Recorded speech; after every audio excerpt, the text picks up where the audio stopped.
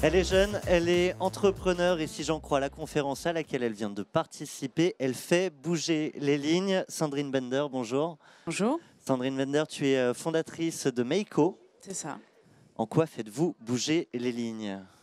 En quoi on fait bouger les lignes? Alors déjà, on développe un objet connecté pour les enfants. C'est un dispositif de rappel de traitement, donc pour dédramatiser la maladie et aider les enfants qui ont une maladie chronique à prendre leurs médicaments tous les jours.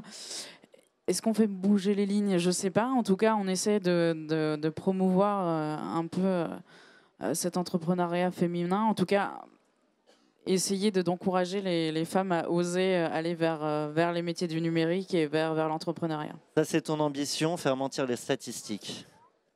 J'aimerais beaucoup. Actuellement, c'est 8 à 10% des startups qui sont fondées par une ou deux femmes.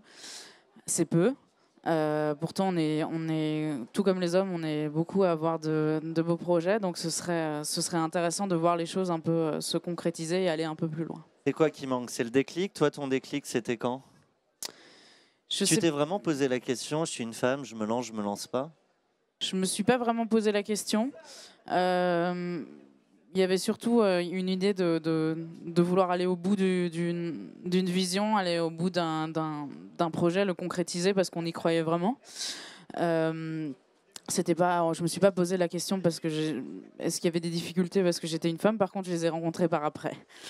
Exemple, les problèmes classiques de crédibilité quand on vient présenter des projets, quand on est deux femmes et jeunes, c'est toujours très compliqué d'être crédible face à un auditoire, un jury qui est assez classique, en général âgé, composé en général d'hommes. C'est toujours compliqué sur un volet médical ou scientifique ou sur un volet technique d'avoir la légitimité et dire oui, nous avons fait ces choses-là et on est légitime sur ces questions-là.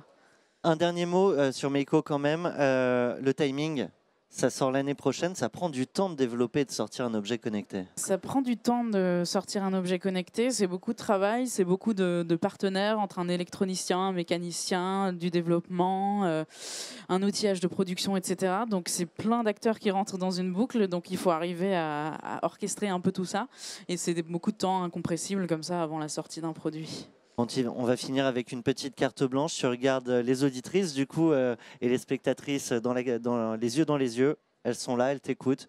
Du coup, tu peux leur faire passer un message. J'engage les femmes à être curieuses, à être toujours plus curieuses, à toujours apprendre, à vouloir relever des défis et à surtout oser entreprendre, oser monter des projets, oser aller vers les autres, oser chercher de l'accompagnement, de l'aide autour de soi et concrétiser les envies très concrètement. Bon, moi, j'ose pas couper cette interview, mais je n'ai pas le choix. Un grand merci à toi, Sandrine Bender, fondatrice de Meiko. Nous, on était à Nantes, au Salon des entrepreneurs. On se retrouve tout de suite. Merci à tous.